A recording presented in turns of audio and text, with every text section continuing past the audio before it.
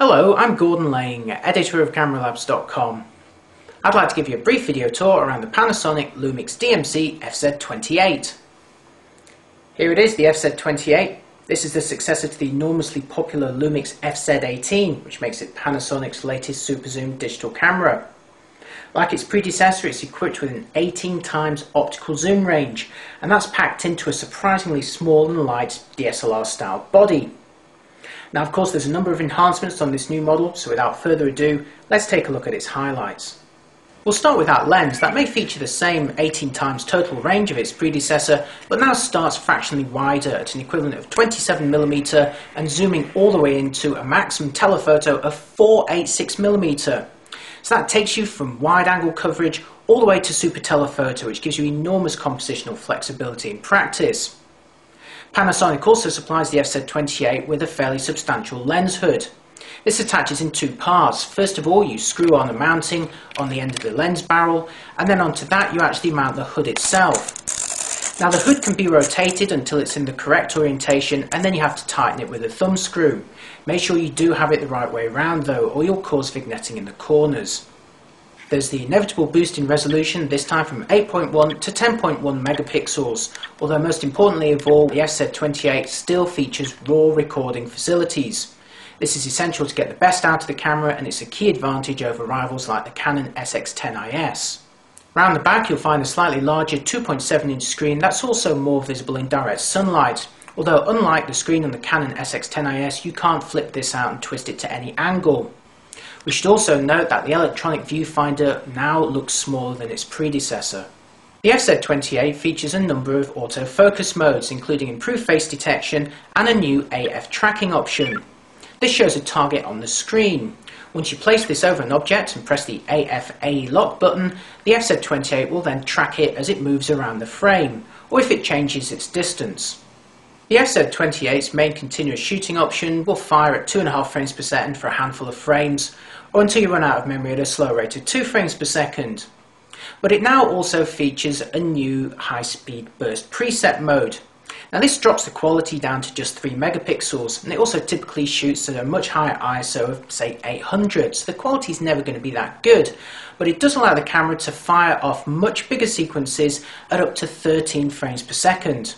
Here's how that sounds in practice.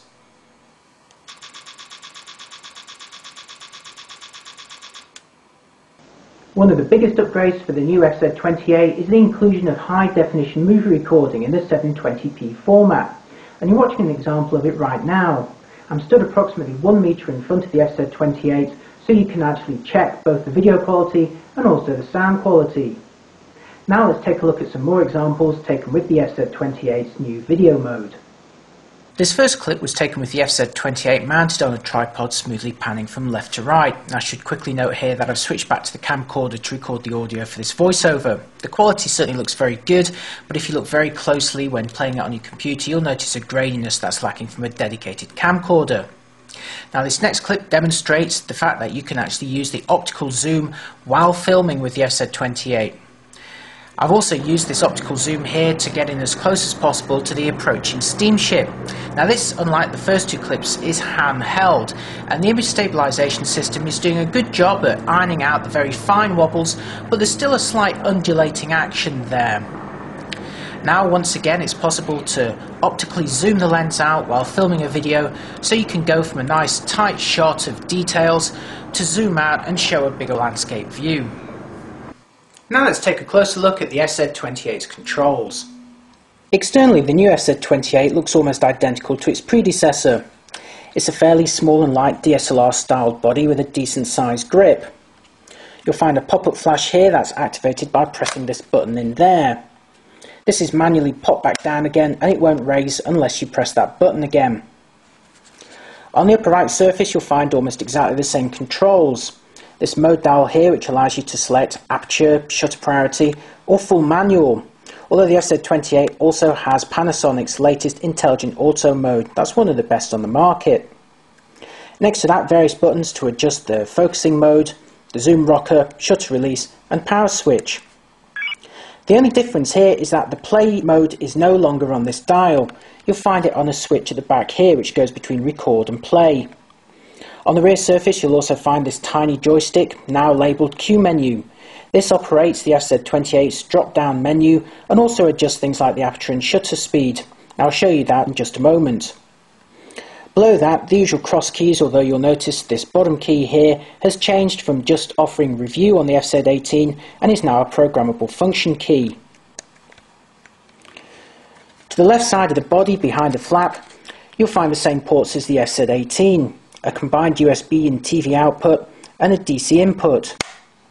On the right side of the body though, there's a new port. This is for the optional component output cable for high definition slideshows. Underneath the camera you'll find a compartment that once again houses the same lithium-ion batteries before and an SD memory card.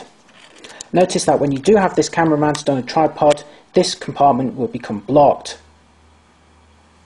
We're outside with a Panasonic FZ28, so let's power it up and see what this camera is capable of. First of all, we'll check the optical zoom range of this camera. Here we are, first of all zoomed out at its widest equivalent of 27mm. And now we'll zoom into its 18 times position, which is working at an equivalent of 486mm, and just see how it's brought in that distant detail. However, you'll also notice a certain amount of camera shake here, but fortunately the FZ28 features optical image stabilisation. I'm just going to briefly enter the Q menu system to activate that stabilisation. I'm going to put it onto mode 1 here.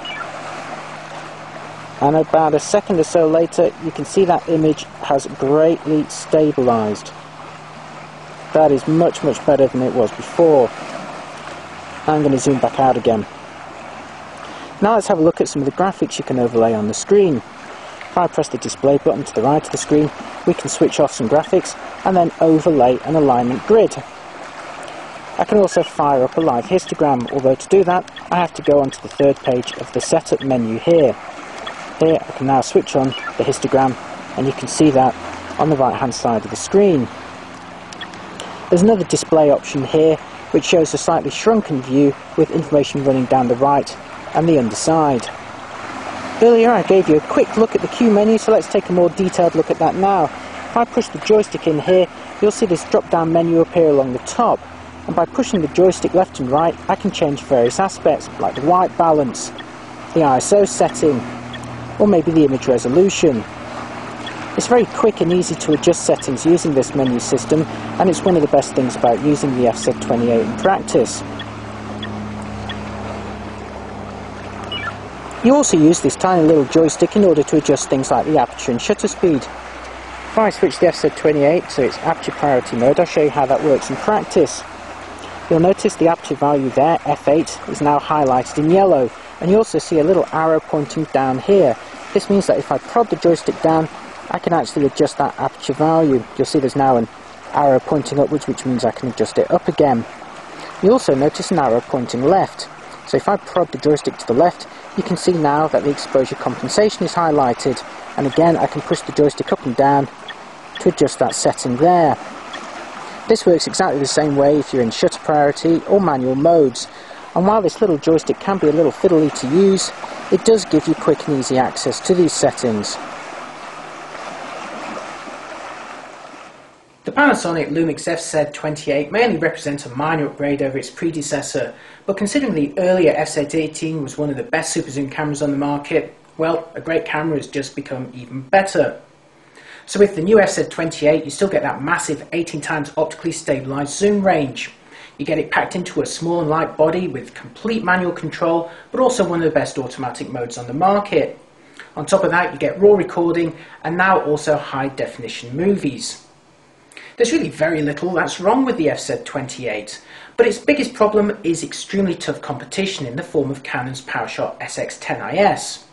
That model features an even longer 20 times optical zoom range, a fully articulated monitor that flips out and twists at any angle, and even a flash hot shoe for mounting external flash guns. There's a lot of pros and cons to weigh up, but to make life easier for you, we've compared all of those features, the performance, and of course the image quality between the two cameras in our full review of the FZ28 at CameraLabs.com. So to find out which one of these is going to work out better for you in practice, along with checking the very best prices available right now, head on over to www.cameralabs.com.